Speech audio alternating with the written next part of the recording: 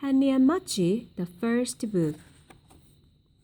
Henry and Mudge, the first book of their adventure, story by Cynthia Leland, pictures by Susie Stevens.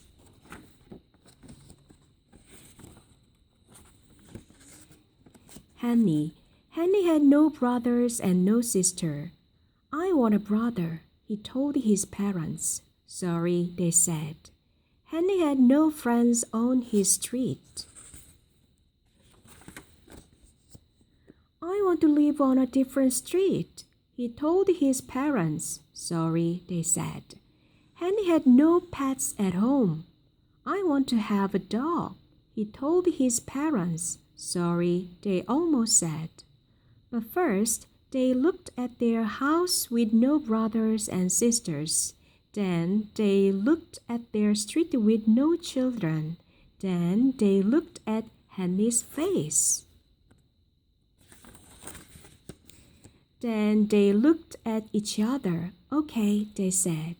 I want to hug you. Henry told his parents, and he did. Mudge. Henry searched for a dog. Not just any dog, said Henry. Not a short one, he said. Not a curly one, he said, and no pointed ears. Then he found Mudge. Mudge had fluffy ears, not pointed, and Mudge had straight fur, not curly, but Mudge was short because he's a puppy. Henry said, he will grow. And did he ever? He grew out of his puppy cage. He grew out of his dog cage. He grew out of 7 colors in a row. And when he finally stopped growing, he weighed 180 pounds. He stood 3 feet tall, and he drooled. I'm glad you are not short, Henry said. And Mudge looked at him, then sat on him. Henry used to walk to school alone. When he walked, he used to worry about tornadoes, ghosts, biting dogs, and bullies. He walked as fast as he could. He looked straight ahead. He never looked back. But now he walked to school with Mudge. And now, when he walked, he thought about vanilla ice cream, rain, rocks, and good dreams. He walked to school, but not too fast. He walked to school and sometimes backward. He walked to school and patted Mudge's big head, happy. Mudge loved Henry's room. He loved the dirty socks. He loved the stuffy bear. He loved the fish tank, but mostly he loved Henry's bed. Because in Henry's bed was Henry, Mudge loved to climb in with Henry. Then he loved to smell him. He smelled his lemon hair. He smelled his milky mouth. He smelled his soft ears. He smelled his chocolate fingers. Then he put his head by Henry's head. He looked at the fish tank. He looked at the bear. He looked at Henry. He licked him, and he fell asleep. Mudge. One day, Mudge took a walk without Henry. The sun was shining. The birds were flying. The grass smelled sweet. Mudge couldn't wait for Henry, so he left. He went down one road, sniffing the bushes, then down another road, kicking up dust.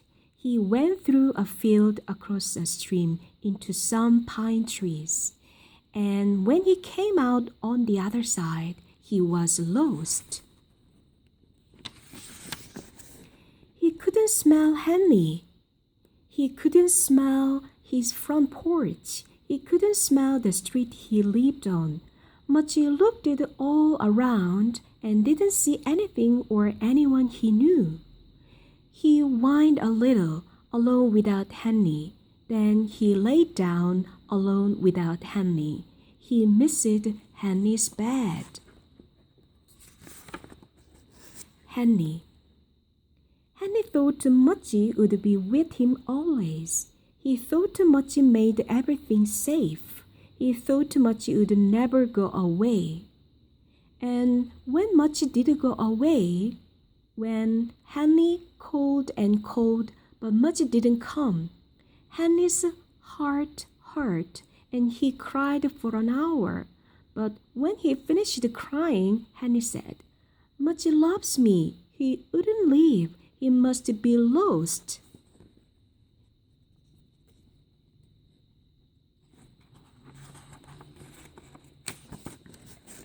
So Henny walked it and walked it, and he called and called, and he looked it and looked it for his dog Mudge.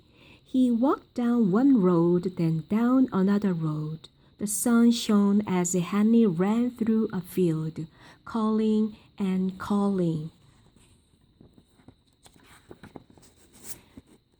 The birds flew past as he stood beside a stream, calling and calling. And the tears fell again as he looked at the empty pine tree for his lost dog. "Mudge!" he called one last time.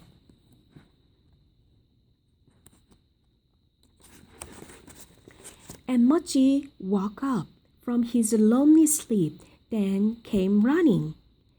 Henny and Mudge. Every day when Henny woke up, he saw Mudge's big head, and every day when Mudge woke up, he saw Henny's small face. They ate breakfast at the same time. They ate supper at the same time. And when Henny was at school, Mudge just lay around and waited. Mudge never went for a walk without Henny again, and Henny never worried that Mudge would leave.